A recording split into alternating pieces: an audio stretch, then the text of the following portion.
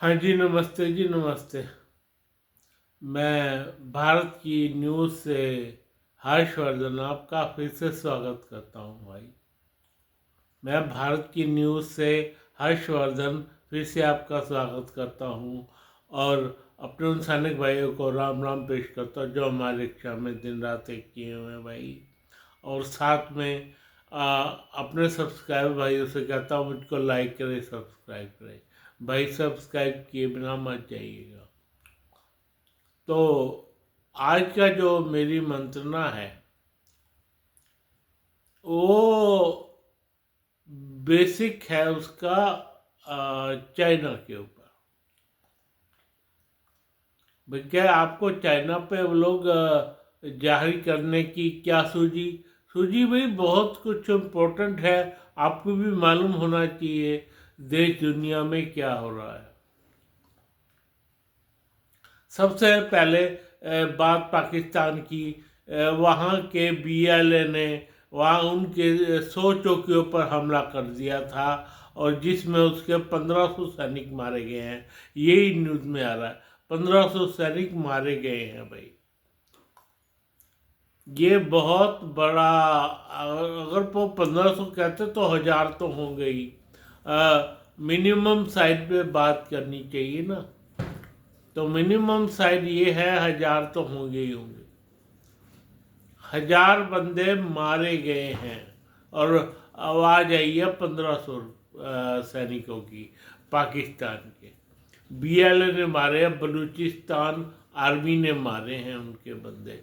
और बलूचिस्तान वासियों ने जो उनका हेड है उसने भारत से एक ताकीद की है कि हमें जेट दे दो।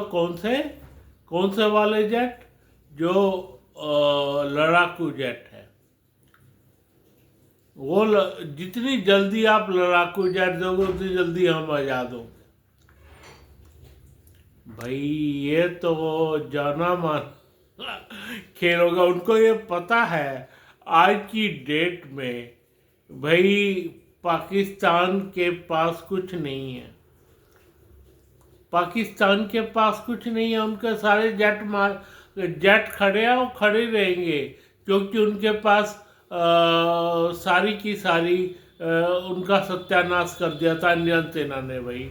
जो भी वो उड़ते थे तो उनको पता ही नहीं होगा हम कहाँ उड़ रहे हैं। वो सारा का सारा भारतीय सेना ने सत्यानाश कर दिया था उनका। पता नहीं ये आक्रमण क्यों नहीं कर रहे। बीएलए वालों ने तो उम्मीद जाहिर कर दी है। ये आप आक्रमण नहीं कर रहे उसको लेने में भाई। खैबर पख्तूनख्वा के साथ हमारा उसके साथ क्या कहते हैं पीओके को लेने में पता नहीं क्यों इतनी देर कर रहे हैं। ये चीज समझ में नहीं आई। आपको आई हो तो बता देना भाई क्यों इतनी देर हो रही है। पीओके तो ले ही लेना चाहिए था। हाँ जी, पीओके तो ले ही लेना चाहिए था पर नहीं। खैर उसकी बात फिर किसी दिन। अब जो बात रह गई चाइना की। चाइना में बहुत कुछ हो रहा है भाई। जब से उनका झांगुआ क्या कहते हैं उसको, उसका हेड जो उसका है हेड सेना का, उसको अधिकार कैद कर लिया भाई। अब राम जाने उसको कैद कर लिया या मार डाला गया। उसकी लेटर आ गई है सामने। उसने लेटर बहुत पहले होते हैं जहाँ में बात बहुत बाद में चलती है। वैसे भी चाइना में तो बाद में ही चलती है ना। चाइना तो आता ही बाद में है। वो उसका कल परसों चौथ हुआ आक्रमण उस पर उसने लेटर लिख दिया था नवंबर में। ये लेटर नवंबर का लिखा हुआ है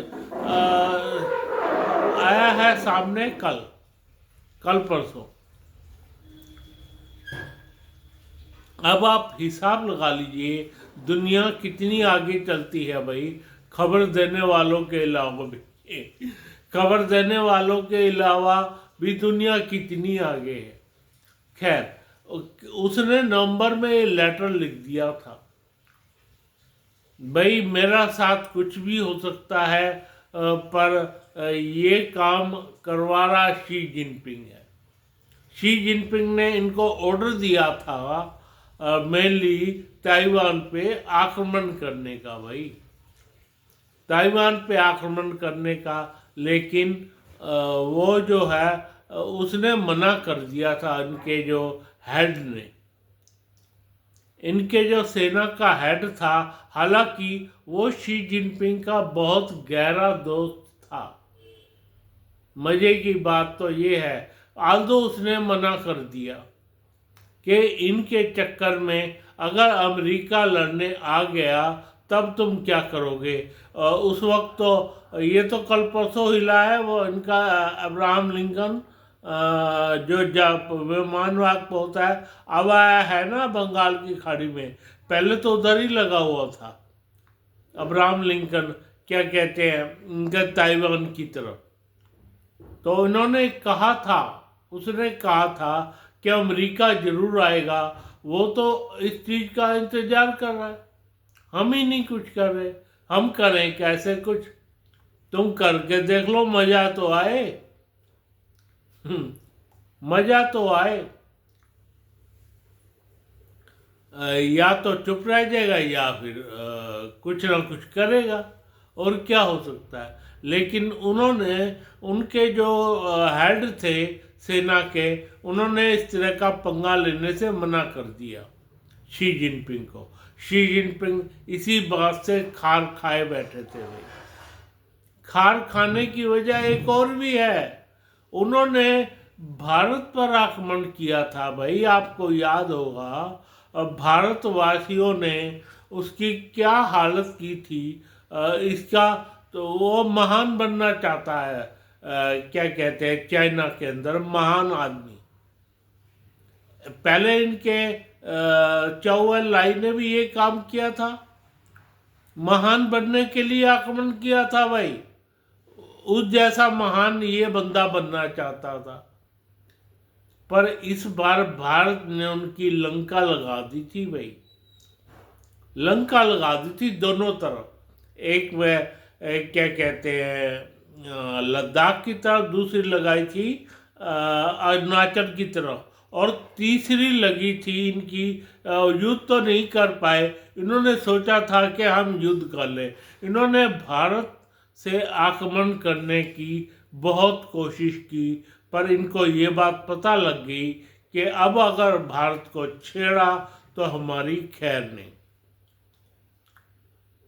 तो शी जिनपिंग को बड़ा झटका लगा था भाई, क्या कहते हैं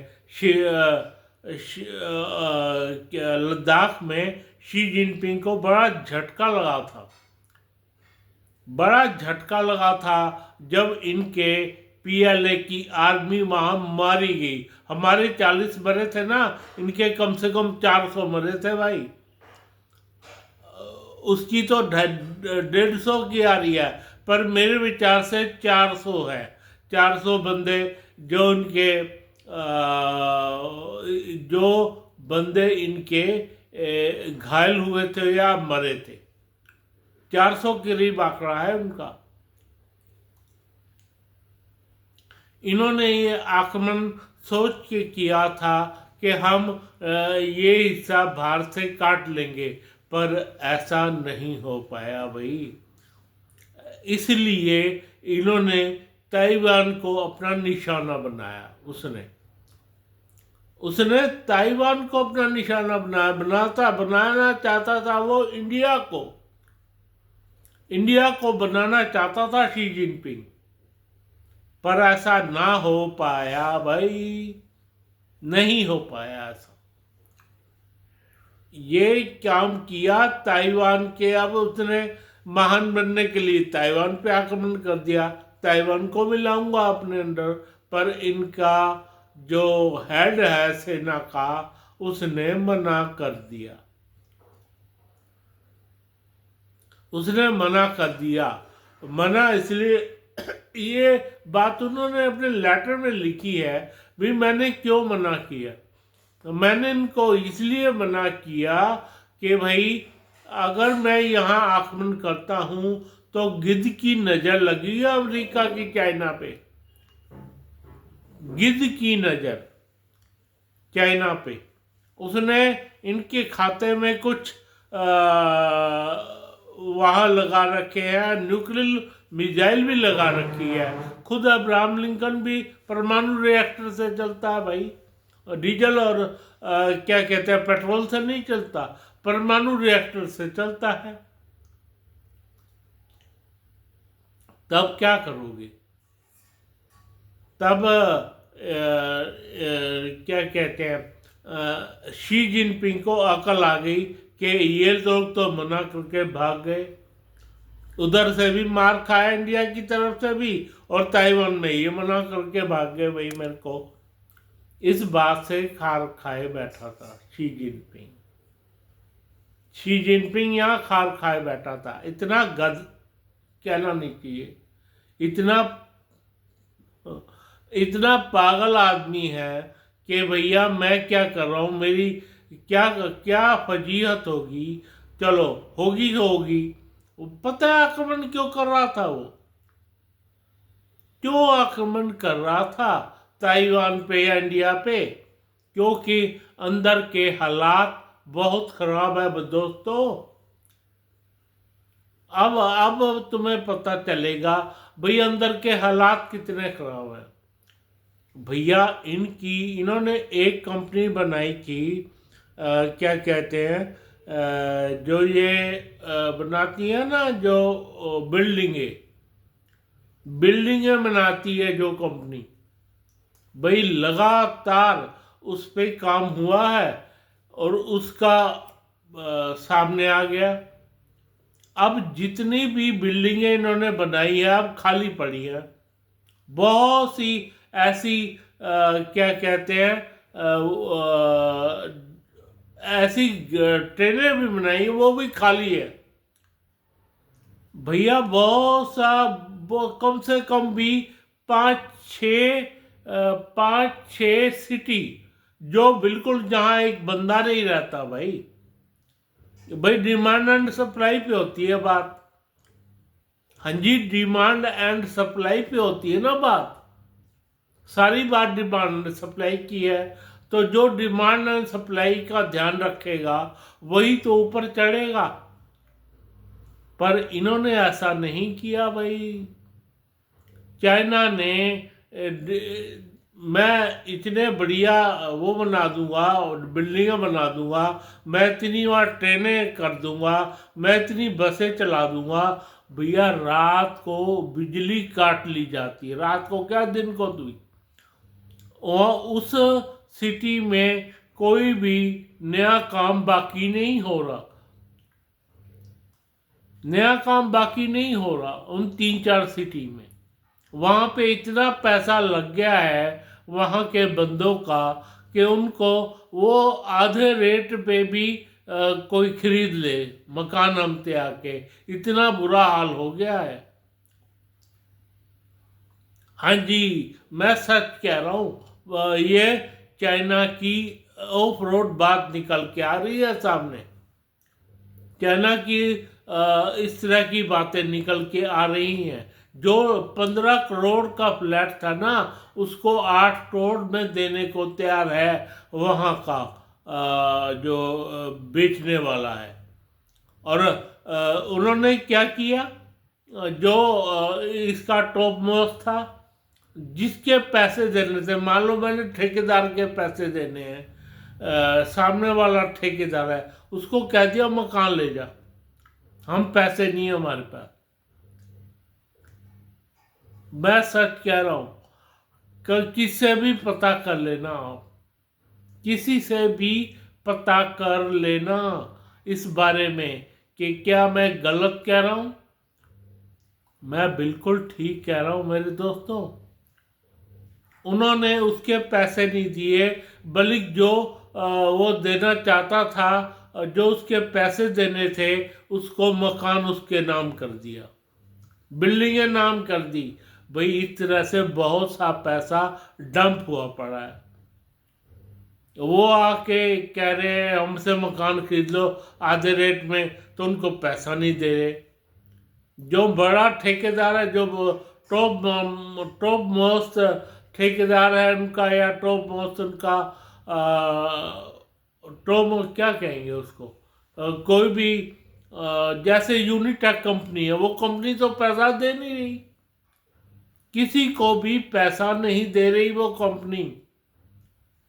कम से कम भी वहां पे करोड़ों रुपए की प्रॉपर्टी डंप पड़ी है, कोई भी आके राजी नहीं। इतना बुरा हाल कर दिया है चाइना का। पता नहीं क्या सोच के इन्होंने बनाई थी कंपनियां, क्या सोच के इन्होंने सारा का सारा बिल्डिंगें खड़ी करी थी, क्या सोच के रेलवे लाइन वगैरह बिछाई थी, क्या सोच के बताई थी, कोई सामने नहीं आया। ये तो अचंभे की बात होगी ना। इंडिया में तो ऐसा है, चलो पहले भी बिक जाता है। कोई भी आप बिल्डिंग खड़ी करते हो, उसके अंदर 100 फ्लैट होते हैं या 50 फ्लैट होते हैं, वो पहले ही बिक जाते हैं।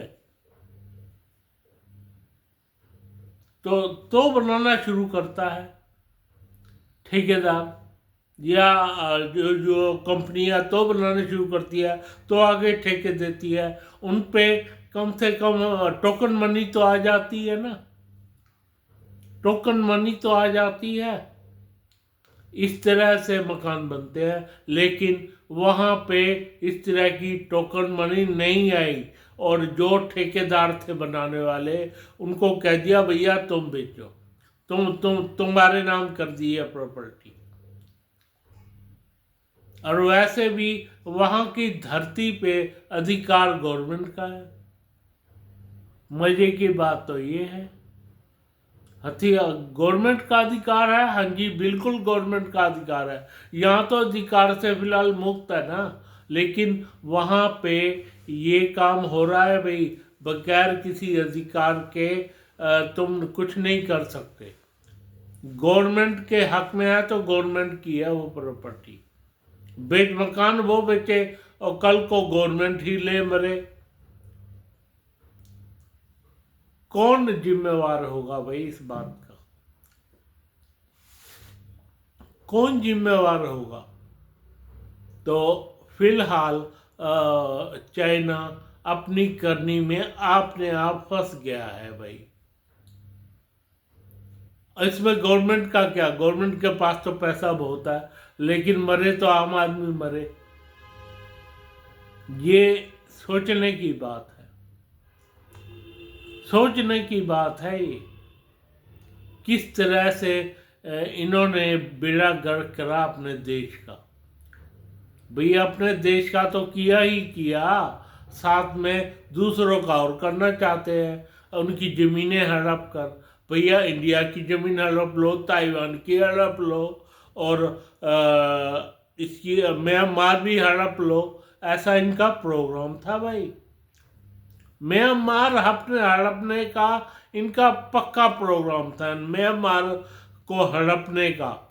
तभी ये बात उठी है कि भैया जाके क्या कहते हैं, म्यांमार जो है इंडिया में आप विलय कर लो।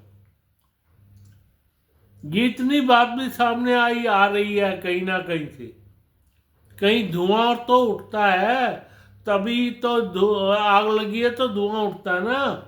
आग नहीं लगी तो क्या उठेगा? तुम कर लो म्यांमार पे कब्जा, क्यों नहीं करते? ताइवान से तो तुम्हारा हट गया, और क्या कहते हैं, इंडिया तुम्हें करने नहीं देगा कब्जा।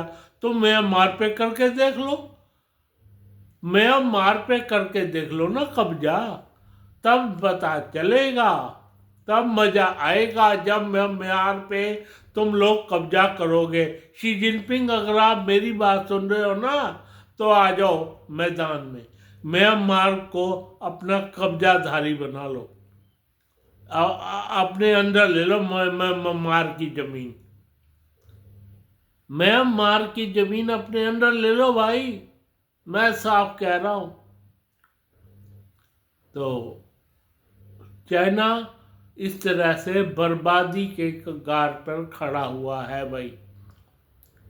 और चाइना का शी जिनपिंग, उसको काटो तो खून नहीं और बहता पानी है। तू हाथ धोएगा, धो के देख ले, मजा तो आ जाएगा। अगर वो म्यांमार पर कब्जे करने की सोचता है ना चाइना, तो इसका इंतजाम भी देख लियो। इंडिया आए ना, इंडिया तो लड़ता नहीं किससे भाई। इंडिया अपनी जमीन बचाना चाहता, बचाना जानता है, बहुत बचाना जानता है इंडिया। पर तुम्हारा क्या हाल होगा इसकी वानगी तुम्हें पता चल जाएगी। भाई म्यांमार पे कब्जा करो तो जाने, पर म्यांमार वालों ने इंडिया पे कब्जा करने की बात करी है, इंडिया में विलय करने की बात करी है अब। और बीएलओ का इधर बुरा हाल हुआ पड़ा है, उधर पीओ के तो हमने लेना है, पता नहीं लेते किस दिन है, लेते पता नहीं किस दिन है। खैर, इतना बुरा हाल चाइना का हो रखा है। ठीक है, अब मैं अपनी सेना को राम राम पेश करता हूँ। साथ में अपने सब्सक्राइबर्स से भाइयों से कहता हूँ, मुझको लाइक करें, सब्सक्राइब करें। धन्यवाद धन्यवाद धन्यवाद। चाइना, मिस्टर शी जिनपिंग, तुम ताइवान पे करके देखो कब्जा, तब मजा आए। Okay, bye bye.